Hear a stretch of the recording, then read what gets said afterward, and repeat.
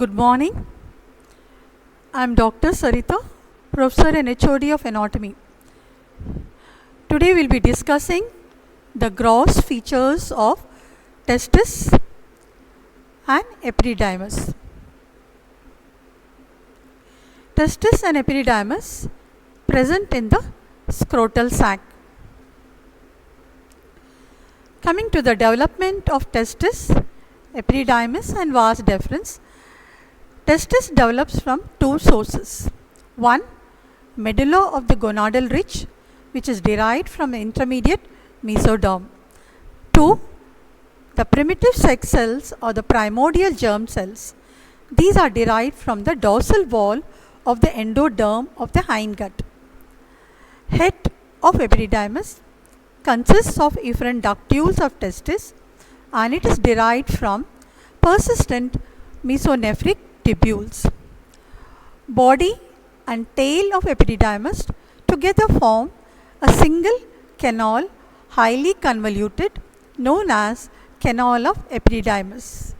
Canal of epididymis and vas deferens are derived from the mesonephric duct.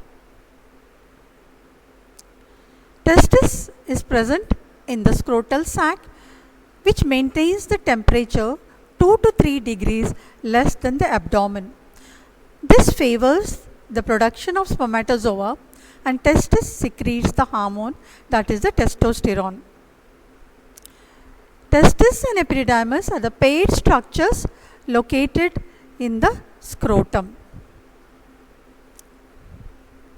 The pair of testis are the male reproductive glands which produces spermatozoa and the hormone testosterone suspended in the scrotal sac.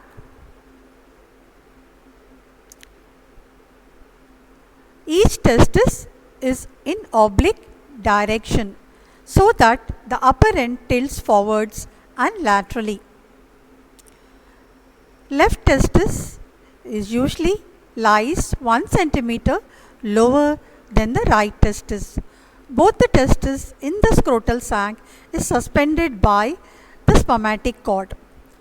Median raphe of the scrotum separates both the testes. Coming to the measurements of the adult testis, length 5 centimeters, breadth 2.5 centimeters, thickness around 3 centimeters and weight is 10 to 14 grams. The presenting parts of the testis. Testis presents two ends or two poles, the upper end or upper pole, the lower end or the lower pole. Two borders, the anterior border convex, the posterior border is also convex, closely related to the epididymis. Testis presents two surfaces, the lateral and medial surface. Inferiorly, the testis is connected to the scrotal sac by the scrotal ligament. Scrotal ligament represents the gubernaculum testis, which is responsible for the descent of testis during the fetal period from the abdomen to the scrotum. Upper end of testis presents a sessile body, appendix of the testis. This represents the remnant of cephalic part of the paramesonephric duct or the Mullerian duct. Paramesonephric duct gives rise to the female genital duct system, that is the uterine tube, the uterus and the upper part of the vagina. Upper end of the epididymis has pedunculated bodies which is known as appendix of epididymis. It represents the remnant of cephalic part of mesonephric duct or Wolffian duct. Mesonephric duct on the other hand gives rise to the male genital duct system, that is the canal of epididymis, body and tail, vas deferens, seminal vesicles and ejaculatory duct. Upper end of testis is related to the head of epididymis. Lower end of the testis is connected to the tail of epididymis by loose areolar tissue. Posterior border of the testis is related to body of epididymis, but it is separated from it by a semilunar recess, that is sinus of epididymis. Sinus of epididymis faces laterally and it plays an important role in identification point. So sinus always faces the lateral part, or it's related to the lateral surface of the epididymis. Anterior border smooth and convex, posterior border broad and flat. It's related posterior laterally to the body of epididymis, separated from the sinus of epididymis. Posterior medially is related to the vas deferens.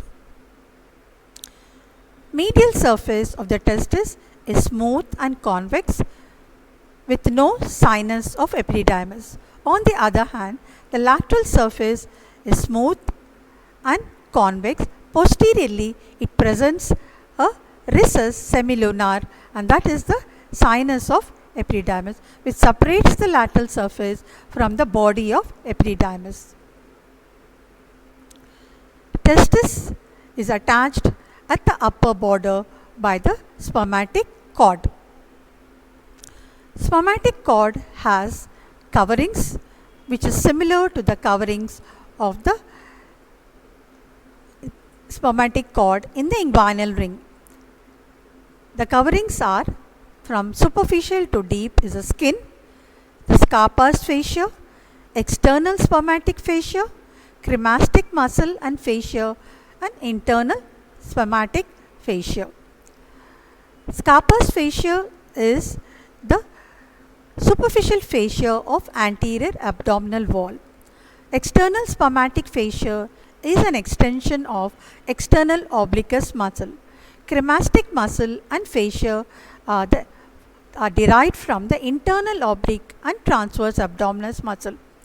Internal spermatic fascia is derived from the transversalis fascia of the abdomen. Contents of the spermatic cord. The main important contents are the vas deferens, the testicular artery, and testicular veins, which are known as pampniform plexus. In addition to these structures, the spermatic cord also has the artery to the vas deferens and the cremastic artery and the corresponding veins. Sympathetic plexus which surround the testicular vessels. It also contains the remnant or the remains of the process vaginalis. Epididymis, it is a comma-shaped structure in relation to the testis along the posterior border. Epididymis is tightly coiled convoluted structure, mainly responsible for storage of spermatozoa. Arterial supply is a testicular artery. Consists of three parts: the head, which has the efferent ductules of testis, which is related to the upper end of the testis, body and tail. They consist of a single convoluted tube which is known as canal of epididymis. Sperms are stored and complete their maturation in epididymis until ejaculation. The ductus epididymis or the canal of epididymis is therefore the site for the sperm maturation, and it also improves the motility of the sperm. Sperms remain in the ductus epididymis around 10 to 14 days. They remain here as a storage for a month. If not ejaculated, they are reabsorbed. Coming to the extrinsic coverings of the testis. They are similar to the coverings of the spermatic cord. Externally, the outermost covering is a skin. Then we have the superficial fascia containing the dartos muscle, which is a smooth muscle innervated by the sympathetic plexus. External spermatic fascia. Then we have the cremastic muscle and the fascia. Internal spermatic fascia. So these form the extrinsic coverings of the testicle: skin, superficial fascia with a dartos muscle, external spermatic fascia, cremastic muscle and the fascia, and internal spermatic fascia. So the coverings, external coverings of the testes they continue with the coverings of the spermatic cord. Coming to the internal or intrinsic coverings of the testes, which is just known as testicular capsule. From outside to inside is the tunica vaginalis, tunica albuginea, and tunica vasculosa. Now, important feature is which we have to know is the process vaginalis. Process vaginalis is a peritoneal cavity which descends along with the testes into the scrotum during the development. Part of process vaginalis between the deep inguinal ring and upper end of the testis is closed and forms a thin thread. Part of process vaginalis in the testis forms the tunica vaginalis. Process vaginalis or the vaginal process is an embryonic development outpouch from the parietal peritoneum of the abdomen. It is present from the 12th week of gestation. In males, it precedes the testes in their descent along with the gubernaculum testis. It closes few weeks before the birth. The portion of process vaginalis around the testis finally becomes the tunica vaginalis. This tunica vaginalis is a closed serous sac. Process vaginalis is also seen in females. It extends up to the labia majora and it is completely closed before the birth. If patent, it forms canal of Nag. Intrinsic coverings of the testis, therefore, the tunica vaginalis, which is the persistent process vaginalis, tunica albuginea, thick, dense, fibrous tissue, and from the posterior border of the testis, it extends into the substance of the testis halfway as mediastinum testis. Tunica vasculosa, rich capillary network deep to the tunica albuginea. It almost lines the lobules of the testis. Tunica vaginalis, in which the testis invaginates from the posterior. It consists of two layers, the parietal layer and the visceral layer. Tunica vaginalis resembles just like the pericardial cavity or the pleural cavity, having a parietal layer and a visceral layer. Between the two layers is the cavity of the tunica vaginalis, just like the pericardial cavity or the pleural cavity. Cavity of the tunica vaginalis is filled with thin tissue fluid which is responsible for the lubrication of the testis. Increased fluid collection may occur in inflammation or tumors of the testis and it is known as hydrocele. A simple way of remembering the coverings of the testis. Some dangerous Englishmen called it the testis, which includes the extrinsic coverings and also the intrinsic coverings. Intrinsic coverings of the testis are known as testicular capsule. Now coming to the blood supply or the vasculature of the testis and epididymis.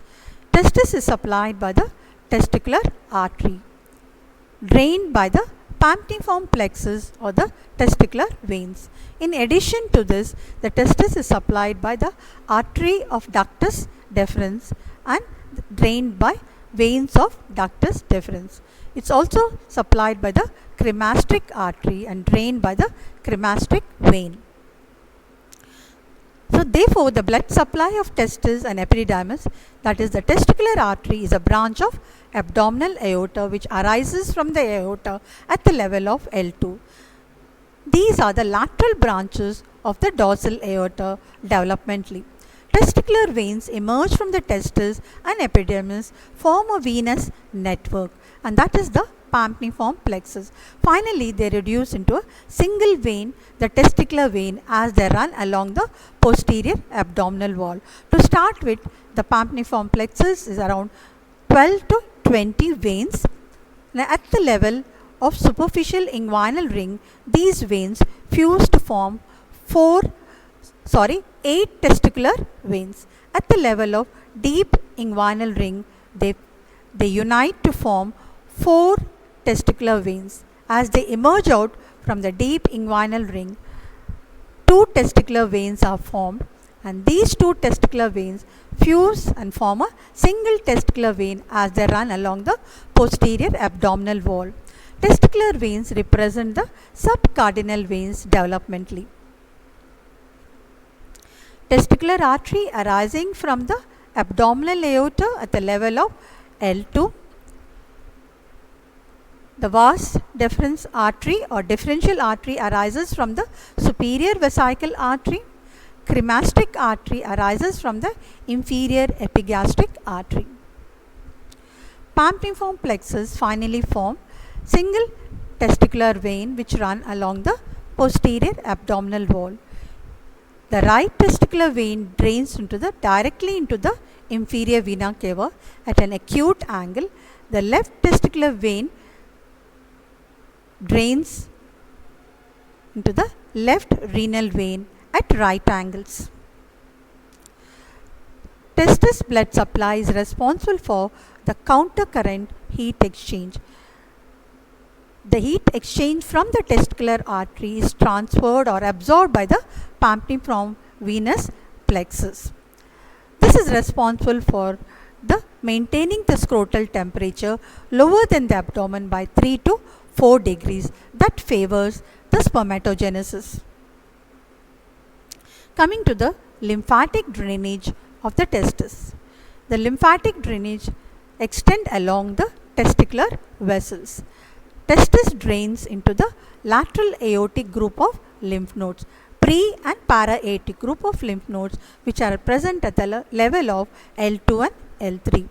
Scrotum, on the other hand, drains into the medial superficial inguinal group of lymph nodes. So, it is important to understand the difference between the lymphatic drainage of the testis and the scrotum. So, entire scrotum drains into the superficial inguinal group of lymph nodes except the testis which drains into the lateral aortic group of lymph nodes.